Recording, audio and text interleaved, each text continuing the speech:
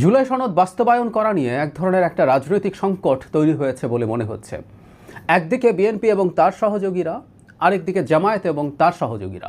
গতকাল জামায়াত তার সহযোগীদের নিয়ে একটা সমাবেশ করেছেন, একটা বিরাট সমাবেশ করতে চেয়েছেন। সমাবেশটা খুব বেশি ভালো কিছু হয় নাই। সরকারকে শক্তি প্রদর্শন বা বিএনপিকে শক্তি প্রদর্শনের যে তাদের এক ধরনের চিন্তা বা চেষ্টা ছিল, সেটা খুব বেশি সাকসেসফুল হয়েছে বলে মনে হয় না। যাই হোক, তারা সেখানে তাদের এক ধরনের আন্দোলনের আলটিমেটাম দিচ্ছেন। তারা সরকারের প্রধান উপদেষ্টার সাথে দেখা করতে চান এবং সমাবেশে বলেছেন সবাই যেন রেডি থাকে, আরও আন্দোলনের কর্মসূচি আসবে।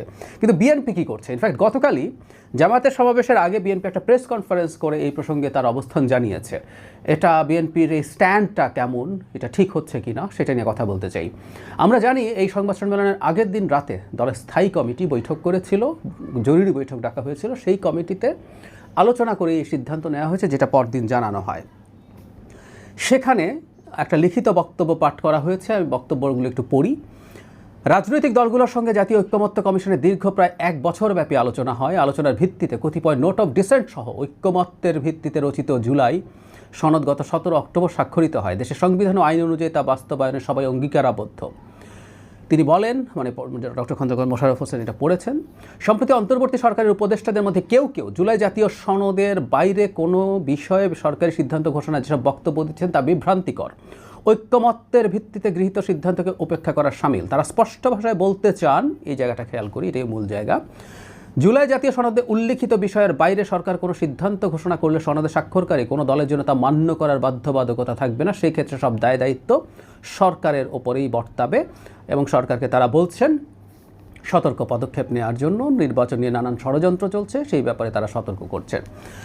জুলাই সনদ স্বাক্ষর করা যেভাবে হয়েছে, বিএনপির বক্তব্যটার মানে এরকম দাঁড়ায়, জুলাই সনদ যেভাবে স্বাক্ষরিত হয়েছে, এখানে কিন্তু নোট অফ ডিসেন্টের কথাও তারা উল্লেখ করছেন। তার মানে জুলাই সনদ স্বাক্ষরিত হয়েছে নোট অফ ডিসেন্ট সহ।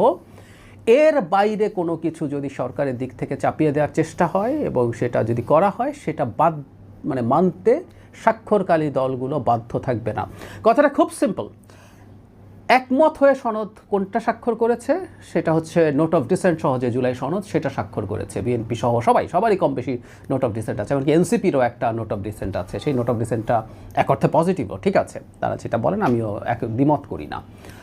নারীদের মনোনয়ন দেওয়া 5% ন্যূনতম, সেটা তারা 15% কমপক্ষে চান। আমি এটাকে ভালো চিন্তা বলেই মনে করি। যাই হোক, নোট অফ ডিসেন্ট আছে, তার মানে সবাই তার নোট অফ ডিসেন্ট সহই এইটাকে স্বাক্ষর করেছেন। এনসিপি এখনও স্বাক্ষর করেননি, কিন্তু অন্যান্য দল করেছে।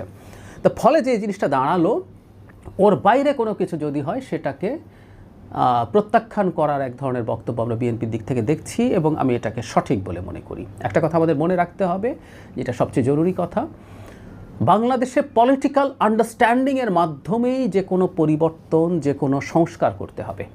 এমনকি সোকল্ড কারো কাছে যদি মনে হয় এটা ভালো কিছু, সেটা বিএনপি নোট অফ ডিসেন্ট দিয়েছে, এর মধ্যে ভালো কিছু আছে, আমি মনে করি বিএনপি এগুলো মানলে ভালো হতো, সেটা আরেক আলোচনা। কিন্তু তার মতো এত বড় একটা দল, দেশের প্রধান রাজনৈতিক দল, যে শুধু প্রধান বললে হবে না, যে দ্বিতীয় স্থানে অবস্থানকারী, মানে আওয়ামী লীগের অবর্তমানের কথা বলছি, জামায়াতের চেয়ে যোজন এগিয়ে আছে, সেই দলটাকে নিয়ে ট্রিক করে, সেই দলটাকে অন্যায্যভাবে চাপ দিয়ে, আমি অন্যায্যভাবে চাপ কথাটা মিন করে বলছি, বিএনপি যেসব জিনিস মানেনি, যেসব জায়গায় নোট অফ ডিসেন্ট দিয়েছে, সেগুলো তার যেরকমই মনে হোক না কেন সেইটা স্টিক করেছে, সেটার জন্য তার বহু সমালোচনা হয়েছে। সেই সমালোচনা মেনে নিয়েও সেইটার মধ্যে স্থির থেকেছে।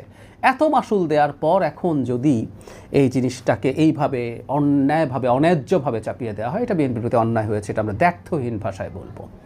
বিএনপিকে কনভিন্স করিয়ে কোনো কিছু করতে পারলে হতো, না হলে নেই। আমরা পরবর্তীতে কোনো একদিন করবো এবং রাজনৈতিকভাবে বিএনপিকে অন্যরা চাপ দিতে থাকবেন, জনগণকে বোঝাতে থাকবেন যাতে কোনো একদিন এগুলো হয়, এর বাইরে কিছু না। ফলে বিএনপি এই মুহূর্তে যে স্ট্যান্স নিয়েছে, আমি এটাকে সঠিক বলে মনে করি। সরকার আসলে বিএনপি যথেষ্ট লিবারেল ছিল, বিএনপি সরকারকে খুবই চাপ দিতে চায় নাই, এটাই সম্ভবত একটু সমস্যা হয়েছে। বিএনপি চেয়েছে সম্ভবত মোটামুটি সফটলি জিনিসগুলোকে হ্যান্ডেল করে দেশকে নির্বাচনের দিকে নিয়ে যাওয়ার জন্য। কিন্তু তারা যেটা ভুল করেছে সম্ভবত এতদিন, যে তারা কিছুটা হলেও তাদের শক্তি প্রদর্শন না করায় তাদেরকে এক ধরনের পেয়ে বসার মতো মানসিকতা সম্ভবত এখন সরকার থেকে শুরু করে অন্য রাজনৈতিক দলগুলোর মধ্যেও হয়েছে, যে এতে বিএনপির দুর্বলতা মনে করা হচ্ছে হয়তো।